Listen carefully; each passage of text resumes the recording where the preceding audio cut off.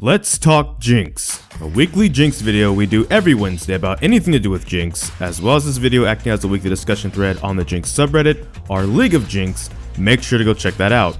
And as promised, we're finally doing like a more in-depth Aphelios versus Jinx, kind of a matchup video, so to speak.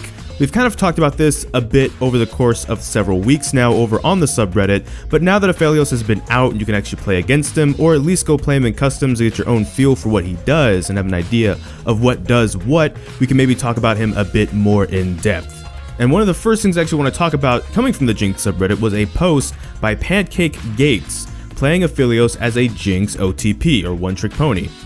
So I tried Aphelios yesterday, not gonna lie, I was super tripped up because I kept clicking Q to change my gun, but honestly, Aphelios isn't that hard. He's like Jinx with more combos and overloaded kit, but keeping track of his guns you had in hand was the hardest part.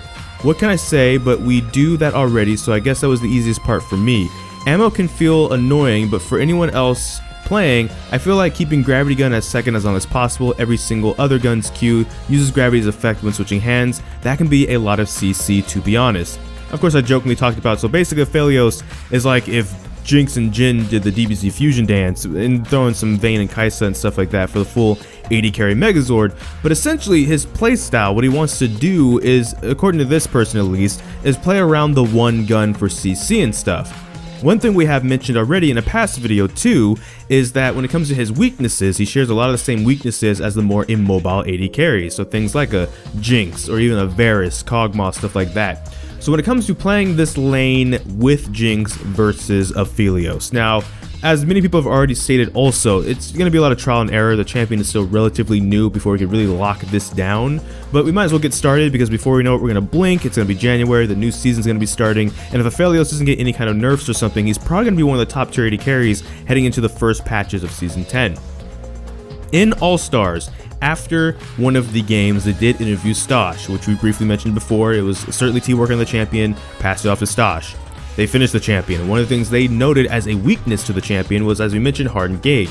So if you're playing Jinx, some of the supports you might want to look for playing with might be things with the hardened gauge, like the Leona, Thresh, Blitzcrank, even Braum, depending on how people feel about Braum, because that's a support champion that I guess people have different feelings on depending on what type of Jinx player you are, right? Because some Jinx players, they're just going to kind of want to scale up with the passive support and get to that late game and just take over the late game there, or even the mid game for that matter. They just want to get out of laning phase alive.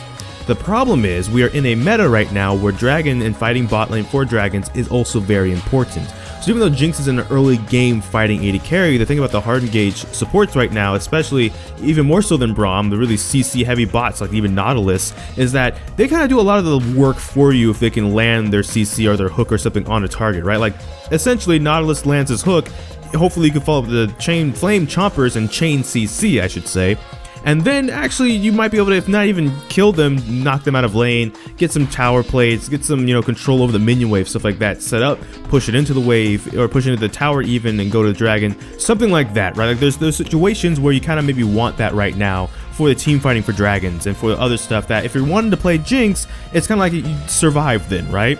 And again, not that she plays bad with hardened gauge supports, I'm kind of putting this part, tailoring it towards those people that kind of like the passive supports. There's nothing wrong with that, right? Like in a team fight, especially in a 5 composition, having a Lulu or Janna or something protecting you while you're trying to pop off probably means you pop off eventually that much harder because you're protected versus the hardened gauge. While yes, Nautilus could sit on your face instead and try and CC anyone that comes after you. His job is probably to CC the enemy ADC and you're trying to knock out the other ADC before you get knocked out.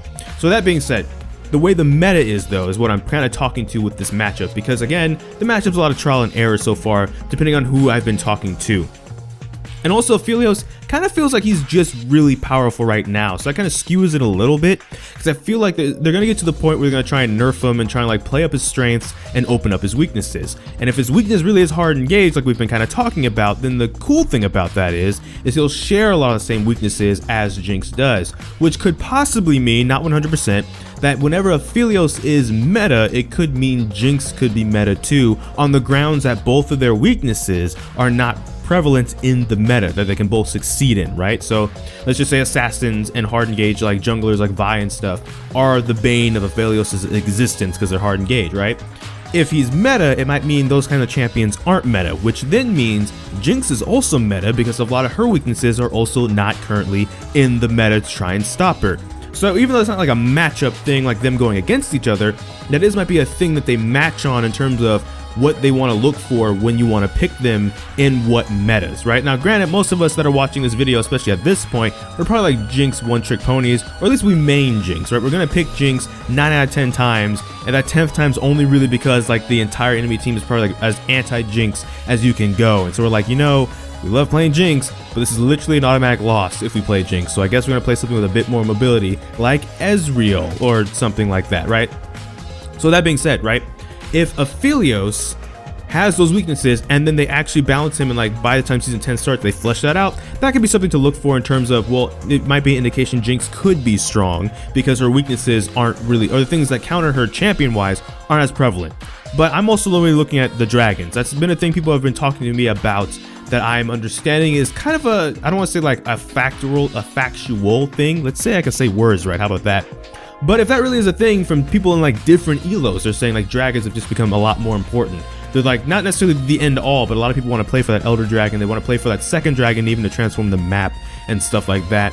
And like I said, if that's across the elos at this point from my conversations, it's like, well then okay, then you might want to go for something that can fight from the bottom lane with Jinx, even if it doesn't necessarily have the best synergy with Jinx.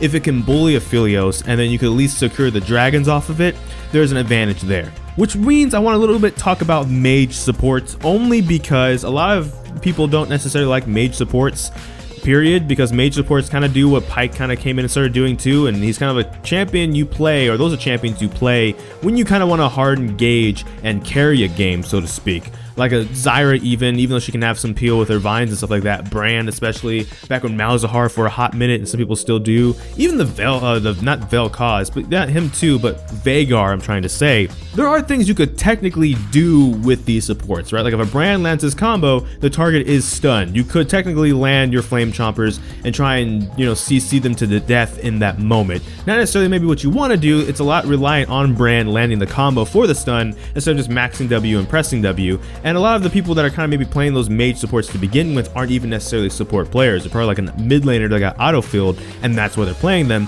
That's fine too.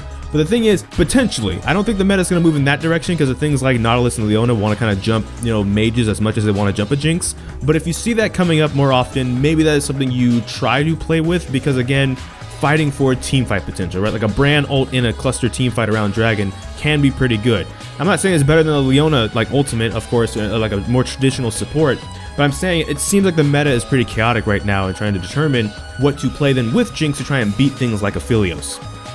Aphelios, meanwhile, one of the things to note is some of his guns do have ammo. And it's kind of like the Jhin matchup, right? If you ask a Grandmaster's Jhin player like I Keep It Taco, he will say that he actually likes Jinx if he's playing Jhin. He likes playing Jhin into Jinx in the laning phase.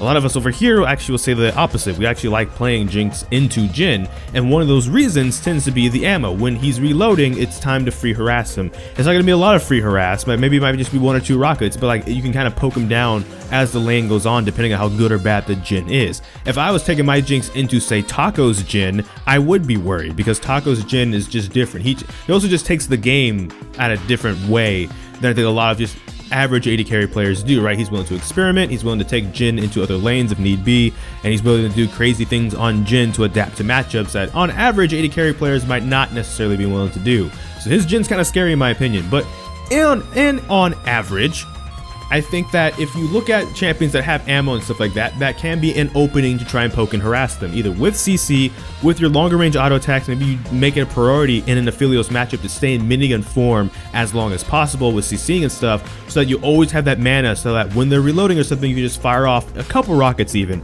And the same vein that if you're playing against a hook champion like a Blitzcrank or a Thresh or even a Nautilus, and they go up and they miss that hook, you should harass them with a couple auto attacks afterwards, because it's not like that hook is going to be immediately up after they just missed that hook. Blitzcrank isn't going to fire the hook and then within the next half second the hook's back up for him to do it again. Now you can walk up to him in auto attack range, not his auto attack range hopefully, but yours, and actually just shoot him a bit, because it's like, what is he going to do? He just missed the one thing he needed against ranged champions, and if his AD carry's not following up or wasn't in the position to even follow up, right, like it's a Blitzcrank that was fishing, punish him punish. You want to punish these kinds of champions when they're doing these things. Obviously, it's easier said than done. We're kind of just forming a direction right now with this video, and that's what I want to conclude this video on, is your thoughts. So I put all this out here so you could have talking points, right? If you had nothing to talk about coming into this video, hopefully now that we surpassed like the 10-minute mark, you'll have something you could talk about or even like debate with me about that I said in this video.